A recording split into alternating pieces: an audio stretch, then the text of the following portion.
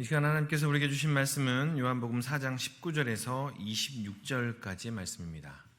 요한복음 4장 19절에서 26절까지의 말씀입니다. 신약 147페이지의 말씀,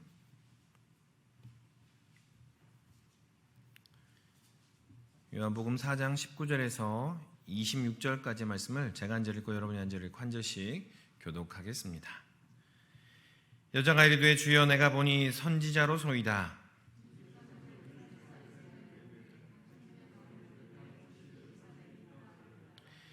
예수께서 이르시되 여자여 내 말을 믿으라. 이 산에서도 말고 예루살렘에서도 말고 너희가 아버지께 예배할 때가 이르리라.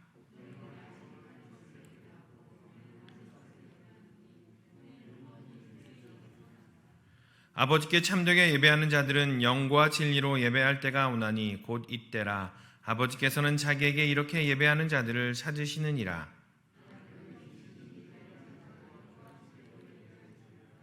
여자가 이르되 메시아 곧 그리스도라 하는 이가 오실 줄을 내가 아노니 그가 오시면 모든 것을 우리에게 알려주시리이다.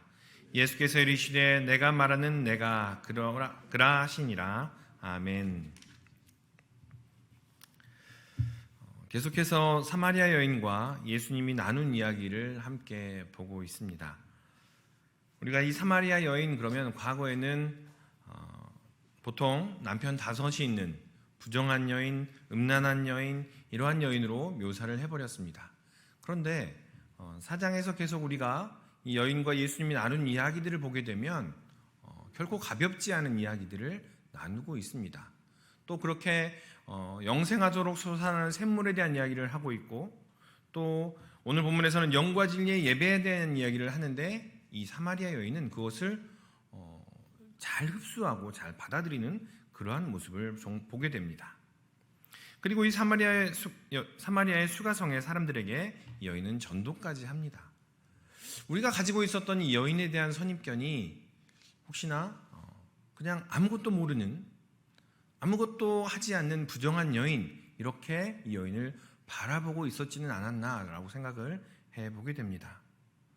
예수님과 계속해서 샘물에 대해서, 예배에 대해서 이야기하고 그것을 잘 받아들이는 이 여인의 모습이 결코 도대체 이 여인의 정체는 무엇일까라는 질문이 한 번 더 들게 됩니다.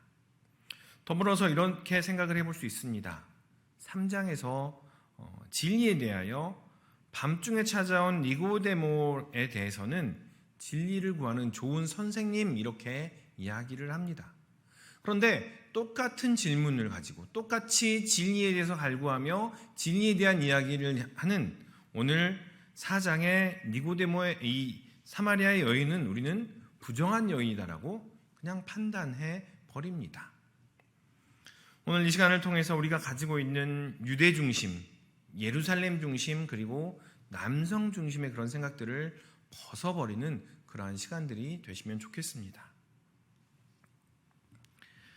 먼저 20절에서 이 사마리아 여인이 이렇게 말을 합니다. 오늘 본문에 들어가 보면 20절에서 이 사마리아 여인이 우리 조상들은 이 산에서 예배하였는데 당신들의 말은 예배할 곳이 예루살렘에 있더이다 라고 이야기를 하며 두 번째 이야기, 예수님과 나눈 두 번째 이야기를 시작합니다.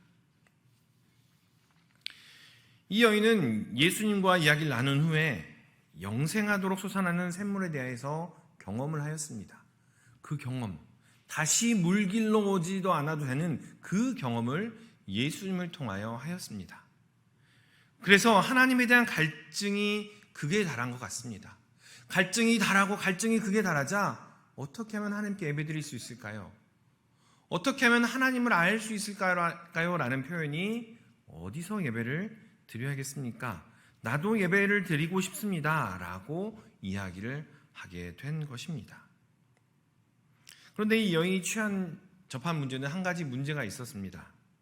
지금 있는 수가성, 그리고 세겜이라는 그 땅은 오래전 조상들로부터 예배드렸던 그러한 곳입니다. 그런데 다윗 왕조 이후에 예루살렘에서만 예배를 드려야 한다라는 지침이 내려왔기 때문입니다. 그래서 예수님께 묻는 것입니다. 내가 어떻게 해야 될까요? 이 여인이 살고 있는 이 사마리아 여인이 살고 있는 이 수가성이라는 곳은 구약에 보면 세겜이라는 땅입니다. 이 세겜이라는 땅은 다윗 왕조에 의해서 예루살렘의 성전이 세워지기 전까지 온 이스라엘의 신앙적, 정신적인 중심이 되었던 곳이 바로 이 세겜이라는 땅입니다. 아브라함이 가나안 땅에서 들어가서 가장 먼저 제단을 쌓은 곳이 세겜입니다. 야곱이 처음 제단을 쌓은 곳도 세겜이며 요셉의 뼈가 출애굽 이후에 약속의 땅에 들어가서 묻힌 곳도 역시 세겜이라는 땅입니다. 모세가 축복과 저주를 선포한 곳이 바로 이 세겜이며 여호수아 후기에 온 이스라엘 백성이 모여서 우리는 여호와만을 섬기겠습니다 라고 고백한 곳이 바로 이 세겜이라는 땅입니다. 시간이 지나 솔로몬 이후에 남유다와 북이스라엘로 나누어지기 전까지 세겜이라는 곳은 모든 이스라엘 사람들이 관심을 가지고 집중할 수 있는 그 땅이 바로 세겜이라는 땅이었습니다. 그러나 이후에 남유다와 북이스라엘로 나누어진 후에 북쪽에는 세겜이, 남쪽에는 예루살렘이 따로 형성되어 버렸습니다. 다윗 왕조에 의해서 예루살렘의 성전이 세워지지 않았더라면 세겜이 성지가 되었을 그러한 땅이 바로 이 사마리아 여인이 살고 있는 수가성이라는 이 세겜이라는 땅입니다. 20절의 말씀, 이 20절의 이 여인이 한 이야기는 나도 예배를 드리고 싶습니다. 나도 하나님을 만나고 싶습니다. 하나님을 더욱더 알아가고 그 영생하도록 솟아나는 샘물에 대해서 알고 싶습니다. 그러한 갈망의 이야기입니다. 그런데 이 사마리아 사람들에게는 이 예배 처소에 대한 또 신앙관에 대한 트라우마가 하나가 더 있었습니다. 그렇기에 그 트라우마 때문에 내가 과연 이 땅에서 예배를 드려야 되나 아니면 예루살렘으로 가야 하나 그러한 고민이 있었던 것입니다. 아브라함 때부터 이어온 세겜이 예루살렘이 성전을 세워짐으로 말미암아 세겜이라는 땅이 점점 쇠퇴해 갑니다. 남유다와 북이스라엘 모두 멸망한 후에 포로로 갔다가 귀환하고서 이 사마리아 지역에 사람들이 잘 살고 있었는데 근본주의를 성향을 가진 원리주의적인 성향을 가진 이 이스라엘의 학사들이 사마리아 땅에 혼혈된 사람들을 분리하기 시작합니다. 너희가 순결하게 하나님을 섬겨야 되지 않겠느냐, 온전하게 하나님을 섬겨야 되지 않겠느냐라고 이야기하며 이미 가정을 꾸린 이방인과 가정을 꾸린 가정까지도 분리하여 나누어서 쫓아내라라는 이야기를 하게 됩니다. 그러한 경험들이 이 사마리아 사람에게는 한 번 더 있었습니다. 그래서 이 여인은 어떻게 해야 됩니까? 조상 때부터 지내왔던 이 산에서 예배를 드려야 됩니까? 아니면 영향력을 가지고 있는 그 예루살렘에서 예배를 드리며 그 영향력 안에 들어가야 하겠습니까? 라고 예수님께 묻고 있는 것입니다. 요즘 시대를 후기 기독교 사회라고 이야기를 합니다. 이 후기 기독교 사회라는 이야기는 종교가 뭐세요? 라고 묻는 것이 어느 정당을 지지하세요? 어떤 정치적인 성향을 갖고 계세요? 라는 것을 묻는 것처럼 굉장한 신뢰가 되어버리는, 당신의 종교가 무엇입니까? 라고 묻는 것이 대단한 신뢰가 되어버리는 그러한 사회입니다. 또 부모님 때부터 대대로 한 교회에 이렇게 출석하던 것이 이제는 교회를 내 입맛에 맞게 선택하는 그러한 것이 열려져 버린 그러한 사회가 후기 기독교 사회의 특징이라고 이야기들을 합니다. 여러분은 어떠십니까? 혹시 이 사마리아 여인과 같은 고민, 그러한 갈등이 여러분 안에 있으십니까?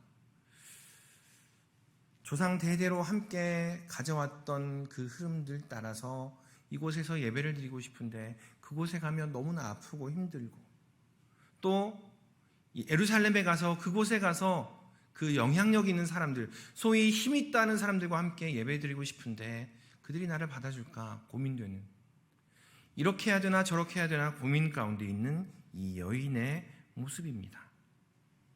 우리가 해오던 전통을 따라갈까? 아니면 영향력 있는 사람들, 힘을 가진 사람들을 따라갈까? 그러한 질문이 오늘 이 여인이 품고 있는 그러한 질문인 것입니다. 그 질문에 대해서 예수님께서는 이렇게 답하십니다.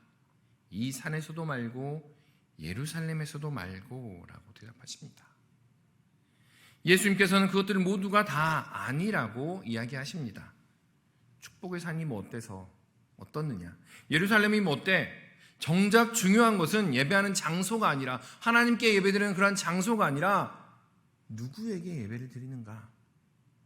아버지께 예배를 드리는가 그렇지 않은가 라는 것이 중요하다라고 이야기를 하고 있는 것입니다. 그러면서 22절에 이렇게 말씀하십니다. 너희는 알지 못하는 것을 예배하고 우리는 아는 것을 예배하노니 이는 구원이 유대인에게서 남이라 라고 이야기를 합니다. 22절에서 너희의 자랑을 드러내기 위해서 예배하는 것, 너희의 전통을 쫓아서 너희가 계속 해오던 대로 그렇게 종교적인 언어를 사용하여 예배하는 것, 그냥 거기에 머무르는 것은 알지 못하는 것을 예배하는 것이다 라고 이야기합니다. 그리고 오직 아버지를 찾고 아버지께 예배드리는 것, 그것이 아는 것을 예배하는 것이다 라고 이야기합니다. 얼마나 오랫동안 예배하여 왔는가, 또 어디에서 예배를 드리는가, 어떠한 형태로 예배를 드리는가 하는 것이 중요하지 않다라는 이야기는 아닙니다. 그것은 중요한 이야기입니다. 그런데 나와 아버지와의 관계 위에 그것이 세워지지 않는다면 그것이 아무런 의미가 없다라는 이야기입니다. 아는 것과 알지 못하는 것, 헬라 문화권에서는 안다는 것이 지식의 측면으로 강조가 됩니다. 헬라 문화권에서는 안다라는 것이 지식을 습득하는 것에 집중이 되어 있습니다. 그런데 히브리 문화에서는 아는 것을 만남을 전제로 하는 인격적인 교제를 이야기를 합니다. 그래서 우리가 미사여구를 마구 말하고 종교적인 언어들을 남발을 하게 되면 헬라 문화 안에서는 헬라 사람들은 저 사람 정말 잘 아는구나, 저 사람 종교적인 사람이구나, 영적인 사람이구나 라고 쉽게 그냥 이야기를 해버립니다. 그러나 히브리 사람들은 경험에 대해서, 어떠한 경험을 하였으며 어떠한 만남이 있었으며 어떠한 생각을 가지고 있는지 한 번 더 물어볼 것입니다. 그런데 이 요한복음은 헬라의 사람들을 대상으로 쓴 책입니다. 조상 때부터 축복의 산 그리심산에서 예배드릴 때와 예배드렸습니다. 조상 때부터 그리심산에서 계속해서 예배드려 왔습니다 라는 말을 들으면 종교적이구나, 영적이구나 그렇게 여겨버리고, 이 사마리아 여인조차도 아마 되게 종교적인 사람이구나, 영적인 사람이구나, 이 책을 읽는 사람들은 그렇게 받아들였을 것입니다. 그러나 예수님께서는 거기에 브레이크를 거십니다. 이 산에서도 말고 예루살렘에서도 말고 라고 말씀하십니다. 예수님께서는 그렇지 않다 말씀하시며 그 많은 종교적인 언어들, 그 많은 전통들, 그 많은 미사여구들에도 하나님 아버지와 관계에 있지 아니하면, 직접적인 인격적인 관계와 만남의 관계가 있지 아니하면 아무런 의미가 없다, 알지 못하는 것이다 라고 이야기를 하고 계시는 것입니다. 관계가 바탕이 되어야 참 의미들을 알아갑니다.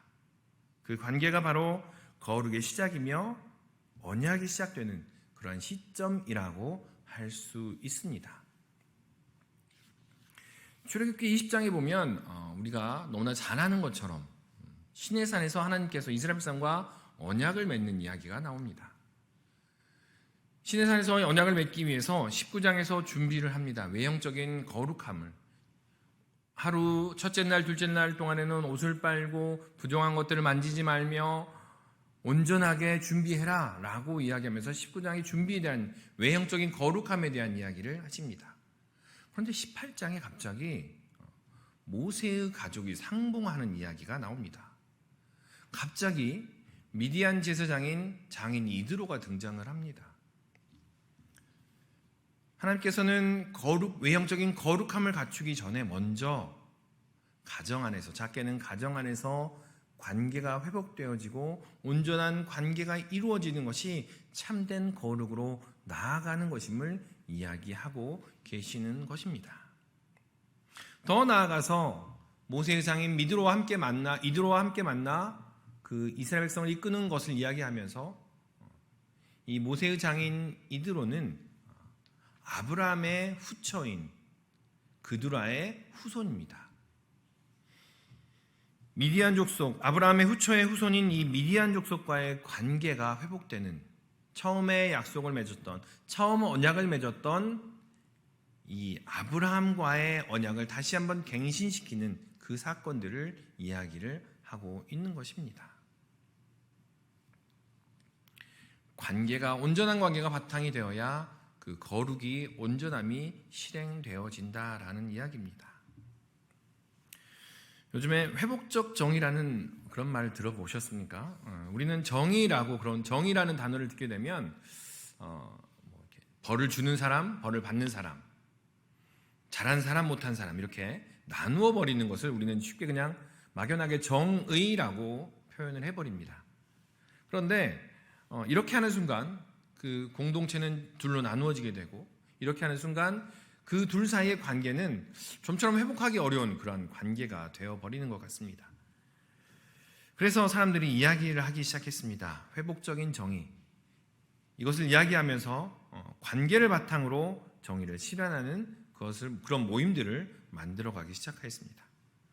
벌 주는 사람, 벌 받는 사람으로 나누는 것이 아니라 한 공동체 안에서 관계를 회복시키고 공동체가 품어주면서 자발적으로 그 책임을 물어가는 그러한 공동체에 대한 모델들이, 정의에 대한 모델들이 다시 이야기되어지고 있다는 것입니다. 어디 가서 예배를 드리는가, 어디서 예배를 드리는가, 어디가 예배드리기 좋은 곳인가 보다는 우리가 하나님과, 우리가 형제 자매와, 우리가 이웃과 어떤 관계에 있는가라는 것이 우선적인 관심을 가져야 하는 것임을 예수님께서는 우리에게 말씀해 주시고 계십니다.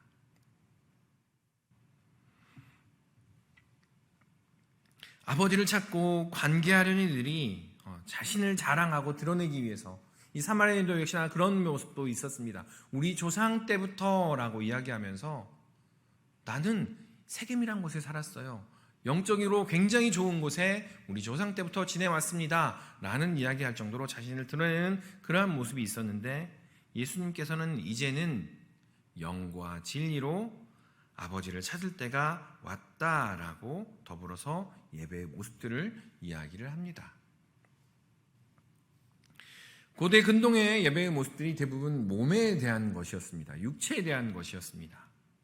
사람의 육신에 상처를 내서 피를 흘리며 사람을 드리고 짐승을 드리고 피를 흘리는 것이 고대 근동의 제사의 모습들이었습니다. 예배의 모습들이었습니다. 우상도 역시나 사람의 몸의 그 형상대로 이렇게 만들었죠. 육신에 대한 것들로 표현되는 것이 바로 이방 신들에게 드리는 제사의 모습이었는데, 구약시대에 계속 하나님께서 부인하신 어떤 것들은, 인신 제사에 대한 것들은 거부하시고 거절하셨습니다. 육신을 드리며 피를 들여서 신을 찾고 신을 구하는 것, 그런데 그것에 반하여서 이제는 영과 진리로 하나님을 찾아라 라는 이야기를 하고 있는 것입니다. 23절의 말씀입니다. 아버지께 참되게 예배하는 자들은 영과 진리로 예배할 때가 오나니 라고 말하고 있는 것입니다.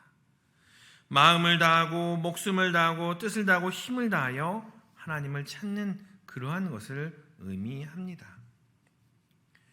영과 진리의 모습을 이렇게도 표현할 수 있을 것 같습니다. 누가복음 18장 11절에 보면 바리새인과 세리의 기도가 나옵니다. 두 사람이 성전에 기도하러, 예배하러 나아갑니다. 하나는 바리새인이요 하나는 세리입니다. 바리새인은 서서 맨 처음 하는 기도가 이런 기도입니다. 내가 저 세리와 같지 않게 하시니 감사드립니다. 내가 저 이방인과 같지 않게 하시니 감사드립니다. 내가 저 여인들과 같지 않게 하시니 감사드립니다. 지금껏 내려오는 랍비의 기도문에도 그러한 것들이 담겨져 있습니다. 가장 먼저 하는 기도가 이런 기도입니다. 그리고 자신을 드러내는 기도를 또 합니다. 나는 다른 사람들 곧 토색, 불의, 간음을 하는 자들과 같지 아니하고 이 세리와도 같지 아니함을 감사하나이다 라고 이야기를 합니다. 그런데 세리는 어떻습니까? 멀리 서서 감히 눈을 들어 하늘을 우러러보며 보지도 못하고 다만 가슴을 치며 가로되 하나님이여 불쌍히 여기옵소서 나는 죄인이로소이다 라고 이야기하고 있는 이 세리의 모습입니다. 영과 진리로 드리는 예배, 영과 진리로 아버지 앞에 엎드리는 모습이 어떠한 모습일까요? 바리새인의 모습일까요? 세리의 모습일까요? 우리는 쉽게 알 수 있습니다. 그러나 혹 우리가 바리새인과 같은 모습으로 예배당에 나오며 예배 드리고 있는 것은 아닌지 점검해 보아야 할 것입니다.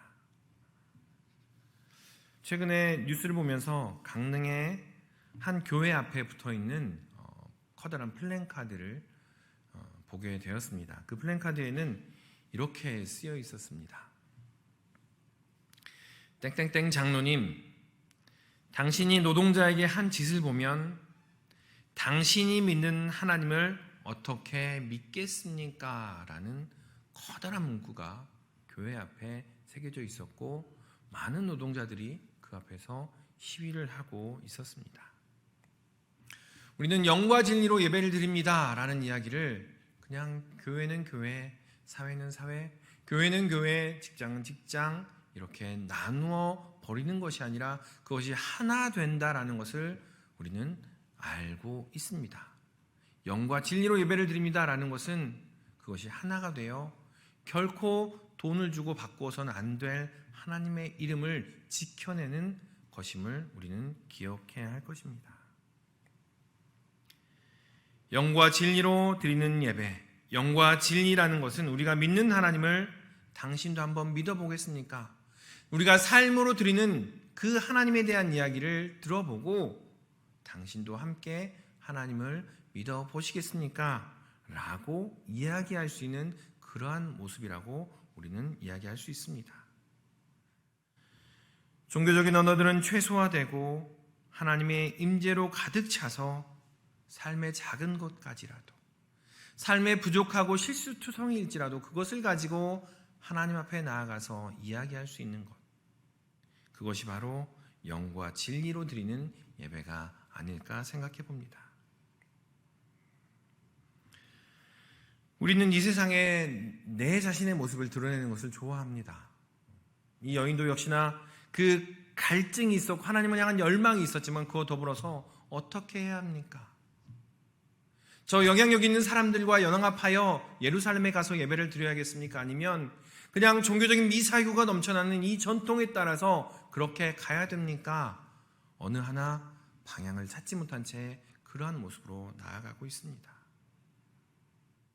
그러한 상황 가운데서 예수님께서는 예배드림을 통해 아버지와 아버지께 영과 진리로 드리는 예배를 통해 그 모든 것에 답을 주시고 계십니다. 아버지와 관계를 맺음으로 또한 영과 진리로 우리의 삶의 모든 것들이 하나됨으로 말미암아 그 예배로 하나님 앞에 나아가라라고 이야기를 하고 있는 것입니다. 예배드리는 장소, 시간에 얽매이는 것이 아니라 아버지께 드리는 바로 이때, 이 순간이 온전한 예배의 순간이라는 사실을 기억하셨으면 좋겠습니다. 종교적인 언어 뒤에 숨지 않고 나의 적나라한 모습까지, 나의 실수까지 하나님 앞에 내어놓는, 드러내놓고서 하나님을 찾는 그것이 바로 영과 진리로 드리는 예배라는 사실을 기억하셨으면 좋겠습니다. 그리고 이 사마리아 여인처럼 내가 어디로 가야 합니까? 내가 어디 가서 예배를 드려야겠습니까? 나의 이 갈급한 심령을 누가 채워주겠습니까? 라고 방황하는 이들에게 예수님이 여기 있습니다. 진리의 말씀이 여기 있습니다. 라고 우리의 삶으로 드러내는 우리 신림의 식구들이 되시기를 주님의 이름으로 축원합니다. 기도하시겠습니다. 사랑 아래 충만하신 아버지 하나님, 사마리아 여인의 부르짖음을 듣습니다. 내가 어디 가서 예배를 드려야겠습니까? 내가 어디 가서 하나님을 만나며 내가 어디 가서 영과 진리가 가득한 예배를 드려야겠습니까? 아버지 하나님, 혹시 나의 연약함 때문에, 나의 부족함 때문에 그렇게 부르짖는 이들이 더 많아지며 더 방황하지 않을까 두렵습니다. 우리 공동체가, 우리 신림의 공동체가 영과 진리로 온전한 예배를 드리게 하시고, 또한 아버지와의 온전한 관계로 말미암아 그들을 인도할 수 있는 귀한 공동체가 되도록 인도하여 주시옵소서. 또한 우리 공동체 안에서 하나님의 가득하심을 경험하게 하시고, 그로 말미암아 풍성하게 인도하시는 하나님을 경험하는 귀한 공동체가 되도록 인도하여 주시옵소서. 감사드리며 예수님 이름으로 기도하옵나이다. 아멘.